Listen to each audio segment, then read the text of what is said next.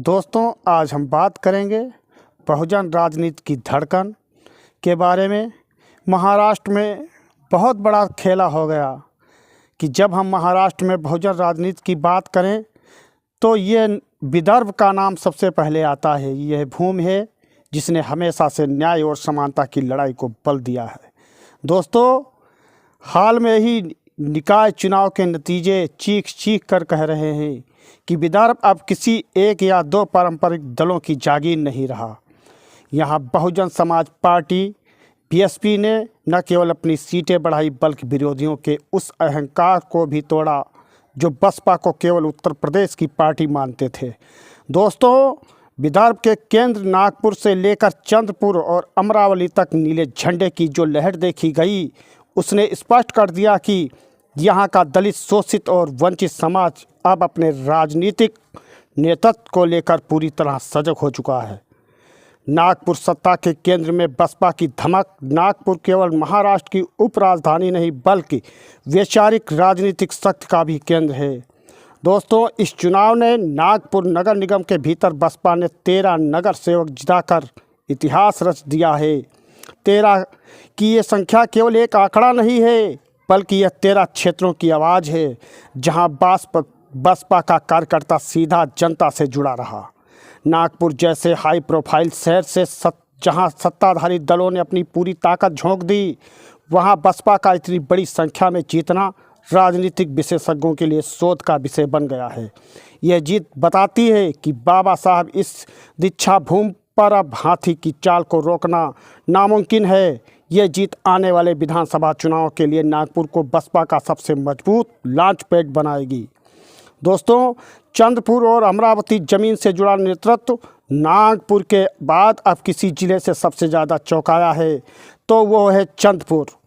यहाँ बसपा ने 8 सीटों पर जीत दर्ज की। चंद्रपुर की औद्योगिक पट्टी और ग्रामीण अंचलों में बसपा ने जो पैठ बनाई है वो पार्टी के ज़मीनी काम का नतीजा है। दोस्तों, ठीक इसी तरह से अमरावती में 7 सीटों पर मिली सफलता ने साबित कर दिया कि विदर्भ से पश्चिम से लेकर पूर्व तक बसपा का प्रभाव एक समान रूप से फैला रहा है। अमरावती में बसपा की जीत उन ताकतों के लिए एक बड़ा सबक है जो बहुजन मतों का अपना बंधुआ मजदूर बन के मानती थी। इन दोनों जिलों में बसपा ने जिस तरह से स्थानीय मुद्दों जैसे कि बेरोजगारी, शिक्षा और बुनियादी सुविधाओं को उठाया, उसने आम जनता के दिल में जगह बना ली है। सामाजिक समीकरण और संगठन की शक्ति विदर्भ से मिली इस अपार सफलता के पीछे बसपा का ये मजबूत संगठन है जो बिना शोर शराबे से डोर टू डोर जा कर के कैंपेन का भरोसा किया और बहन जी के दिशा निर्देशों के अनुसार पार्टी ने यहाँ के स्थानीय समुदाय के नेतृत्व का मौका दिया। विदर्भ के इस जीत के साथ अब महाराष्ट्र की सत्ता का रास्ता विदर्भ की गलियों से होकर गुजरेगा और उस रास्ते पर बसपा एक अनिवार्य बाधा का कहे कि एक अनिवार्य शक्ति बनकर खड़ी है। यहाँ का कार्यकर्ता केवल वोटर नहीं रहा बल्कि वो विजेता की मानसिकता के साथ मैदान में उतरा है। दोस्तों, महाराष्ट्र के नतीजों की राजनीति ने एक नया शब्द जोड़ दिया है, स्थिरता। जहाँ अन्य दल टूट फूट और गठबंधन की राजनीति में व्यस्त रहे, वहीं बसपा ने अपनी वैचारिक स्थिरता के दम पर विदर्भ के गढ़ को फतह हासिल किया। 31 से में 28 सीटें केवल इसी क्षेत्र में आना बताता है कि विदर्भ अब बसपा का अभेद किला बन चुका है जिसे भेद पाना किसी विरोधी दल के लिए एक बड़ी चुनौती होगी। अक्सर राजनीतिक विशेषज्ञों का मानना है कि बहुजन समाज पार्टी की ताकत केवल ग्रामीण क्षेत्रों तक ही नहीं सीमित है बल्कि ये बहुत देश नगर निकाय चुनाव के नतीजों से पुरानी धारणा को पूरी तरह से ध्वस्त कर दिया है। जो लोग सोचते थे कि बसपा की राजनीति सिर्फ गांव में ही सीमित है, बसपा ने इस बार उन क्षेत्रों में अपनी मौजूदगी दर्ज कराई जिसे शहरी क्लस्टर या औद्योगिक हब कहा जाता था। ठाणे, सोलापुर, अहमदनगर से मिली जीत भले ही संख्या में एक सीट दिखती है लेकिन राजनीतिक दृष्टिकोण से इसका मतलब 100 सीटों के बराबर है। यह इस बात का प्रमाण है कि बसपा का हाथ अब महाराष्ट्र के पथरीले रास्तों और आधुनिक महानगरों की गलियों से भी उतनी ही मजबूती से चल रहा है जितनी कि वो अपने पुराने गढ़ों से चलता था। ठाणे मुंबई की दहलीज पर बसपा की दस्तक। ठाणे शहर जो मुंबई से सटा हुआ एक विशाल औद्योगिक और रिहायशी इलाका है, यहाँ बसपा का एक नगर सेवक जीतना किसी चमत्कार से कम नहीं है। ठाणे की राजनीति हमेशा से बड़े क्षेत्रीय दलों की धन बल के इर्द गिर्द घूमती रही है। ऐसे में एक ऐसी पार्टी का वहाँ से जीतना जो केवल जनता के चंदे और कार्यकर्ताओं के समर्पण कर चलती है, ये साबित किया कि मुंबई महाराष्ट्र क्षेत्र एमएमआर का श्रमिक और मध्यम वर्ग अब एक ठोस विकल्प की तलाश में है। ठाणे में बसपा की ये जीत संदेश देती है कि जो लोग रोजी रोटी के लिए पलायन कर गए हैं, वो यहाँ के मूल निवासी शोषित समाज के लोग हैं, वे अब अपनी स्वतंत्र राजनीति पहचान चाहते हैं। यह जीत भविष्य में मुंबई और आसपास के नगर निकाय में बसपा के बड़े विस्तार का द्वार खोलती है।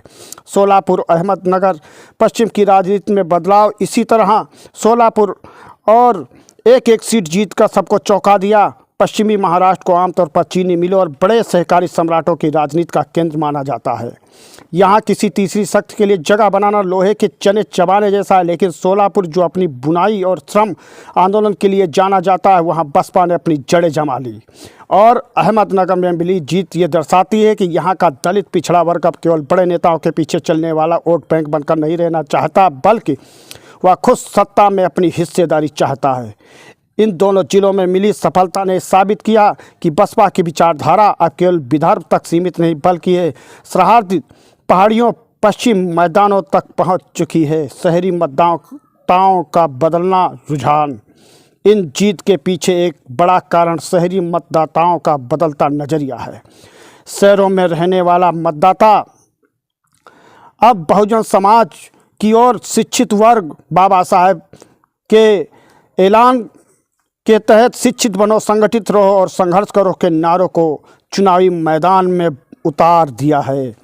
ये देख रहा है कि विकास के नाम पर बड़े बड़े वादे तो किए जाते हैं, लेकिन झुग्गी झोपड़ी और पिछले इलाकों में स्थित जस की तस बनी है और वहाँ पर लोग एक एक रोटी के टुकड़ों के लिए तरस रहे हैं। बहुजन विचारधारा और धरातल का ये जो संगम है, इसमें महाराष्ट्र नगर निकाय चुनाव में बहुजन समाज पार्टी ने 31 सीटों पर शानदार जो जीत हासिल की, वो आकस्मिक घटना नहीं है।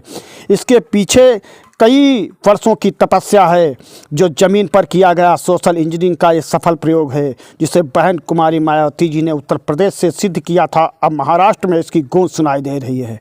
बसपा की सफलता का सबसे बड़ा आधार समाज के अंतिम पायदान पर खड़े व्यक्ति को सत्ता के केंद्र में लाना है। पार्टी ने केवल एक जात विशेष की राजनीति नहीं है, बल्कि दलित, पिछड़ा, अल्पसंख्यक, शोषित समाज के उन छोटे छोटे समूहों को एकजुट किया है, जिसे मुख्यधारा से बड़े राजनीतिक दल अक्सर केवल चुनाव के समय याद करते हैं।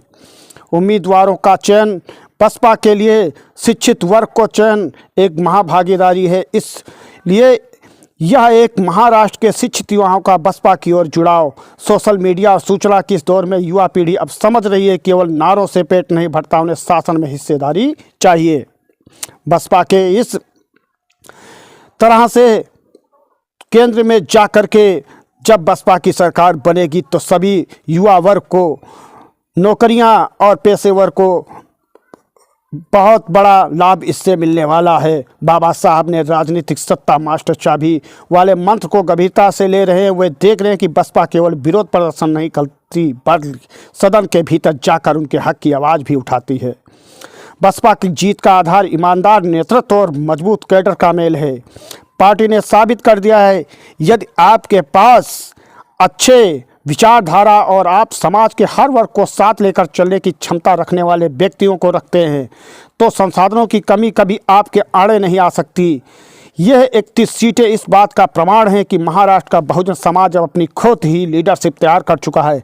अब सोशल इंजीनियरिंग का सफल मॉडल आगामी चुनाव में एक बड़े बदलाव का संकेत दे रही है, जहां हाथी की चाल केवल नगर पालिकाओं तक सीमित नहीं रहेगी, बल्कि राज्य की दिशा की ओर दशा तय करेगी।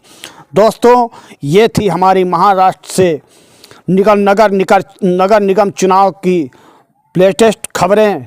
अगर आप हमारे वीडियो को पसंद करते हैं तो हमारे चैनल को लाइक, शेयर और कमेंट करें और चैनल को सब्सक्राइब करें।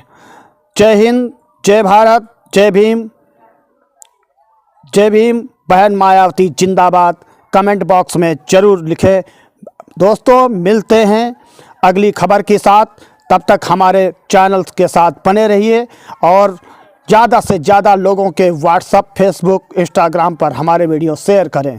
धन्यवाद। जय भीम।